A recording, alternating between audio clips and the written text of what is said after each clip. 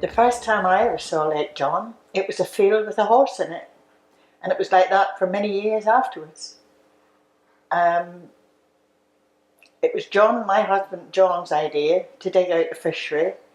And then unfortunately, we lost him. And Karen and I did it. It was very hard work, but we never would have been able to get the fishery up and running to the stage that it is today if it wasn't for Colin Bartlett. And it's many years since I have had anything to do with this fishery. And the thanks goes to Karen, my daughter, and Colin, my son-in-law. They're the ones that have done all the work, and they're the ones that take all the abuse. I was renting a unit next door, a little industrial unit, and I was tinkering around with cars back in the day. And Karen's neighbour, Nobby, he fell quite ill, and being a piggery as well as a little industrial unit, Karen was helping her neighbour out, which in this little part of Ames Green, this is what people are like, very neighbourly and helpful. And I met Karen, and it didn't take long, a couple of years, and before we knew it, Philomena, Karen's mother, had asked me if I could sort of help out and have some input into the fishery. None of us knew what we was doing back then. It was a trial and error. Got chatting to a couple of people in the Environment Agency, which led me on to some fishery advice, which was very helpful. And like everything in life, you build contacts and good friends, which we've still got to this day. People that we still lean on for advice and that. And it sort of takes us really through the years up to sort of current days of where we are now.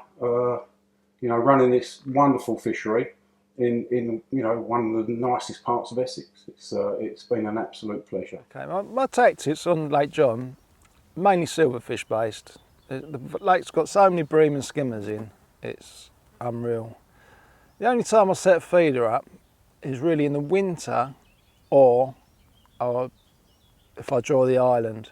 And if I draw the island in the summer, I'd fish the tea bag.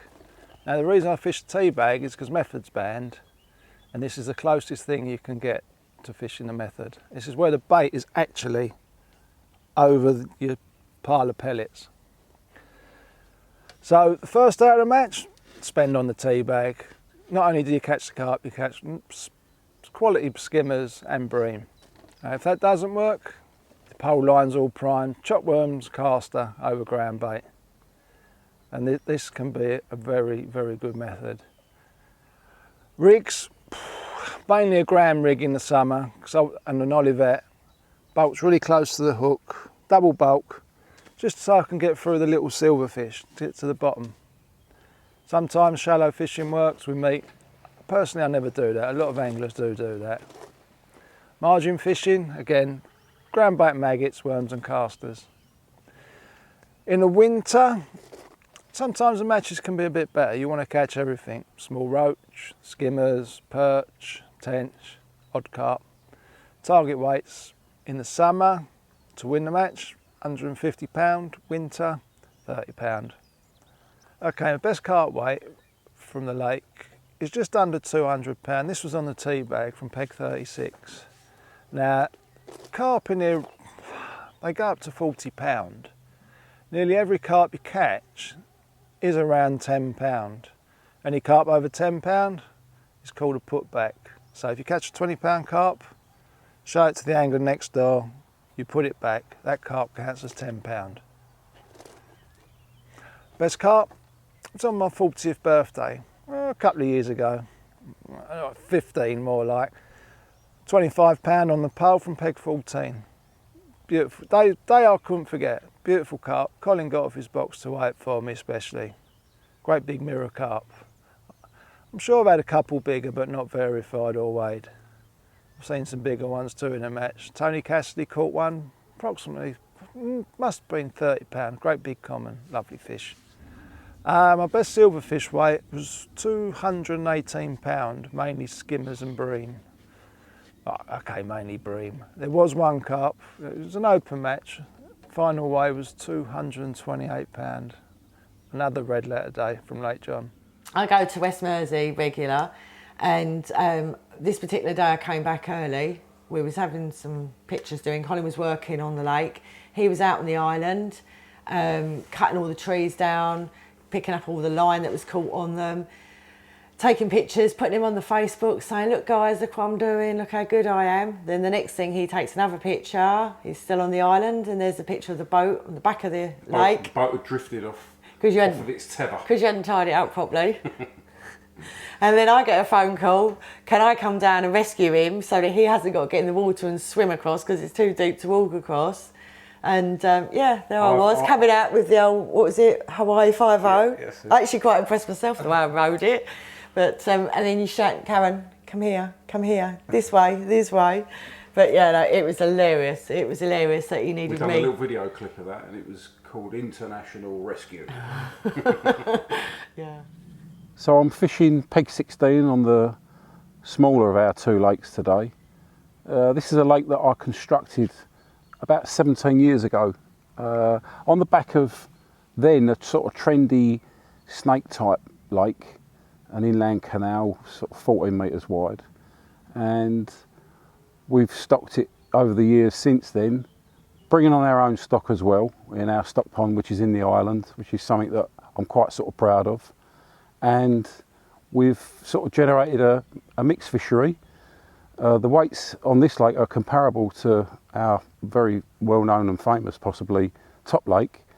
And we also attract, plenty of pleasure anglers, as well as our open match circuit, which is gaining in popularity, and also with our clubs. So it's a relatively new fishery that I'm very proud of. Well, Karen and I were living on our own up at the lake, and I was a nurse and I was doing night duty, and she had just met Colin, and we used to get a lot of unsavoury visitors at night coming around looking in our garage and our garden and things. So I was frightened about her being on her own.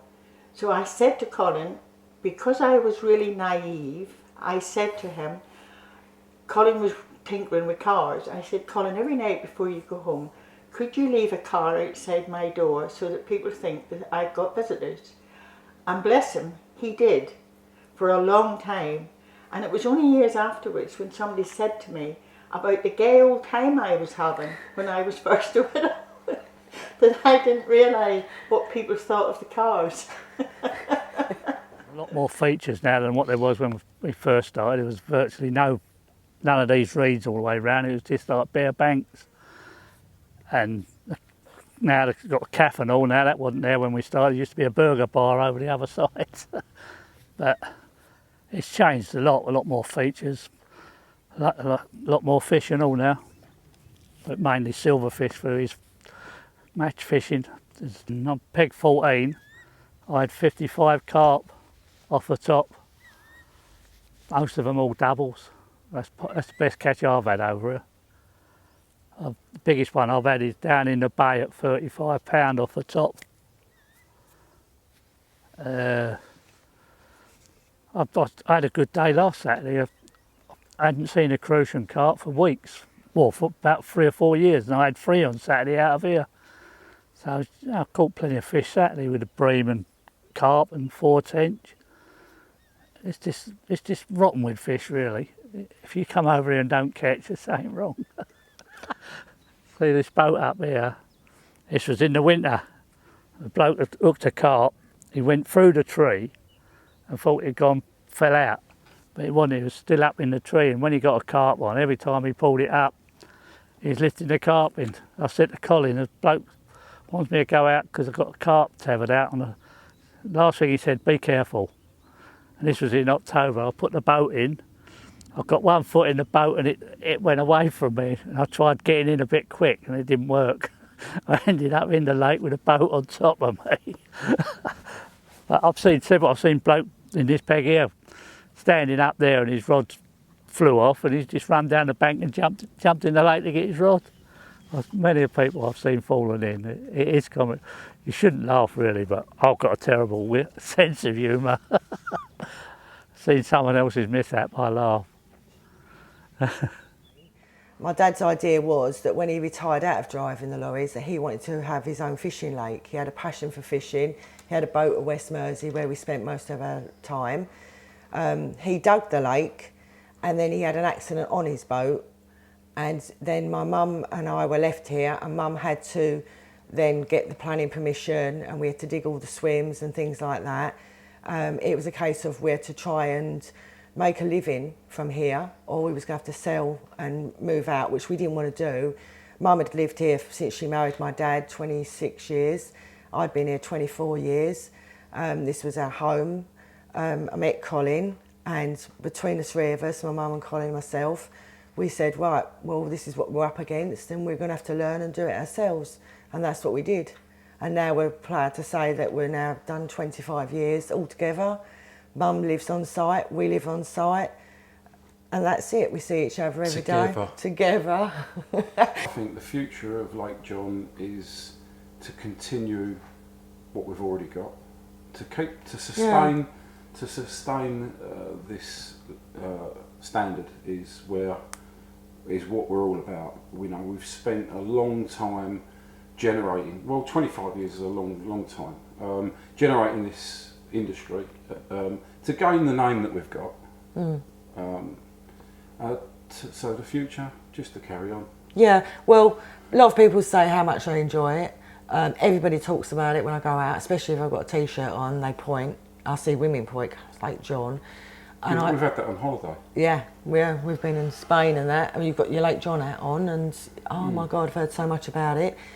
So that side of it's lovely. Yeah, and I don't think we're doing a bad job, really. We don't change the rules. Everybody knows where they stand. Nothing's changed. It's still the same people here. We do it with a passion.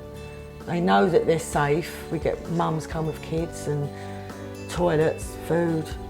They just enjoy the whole day, don't they? Yeah. Yeah, I think so.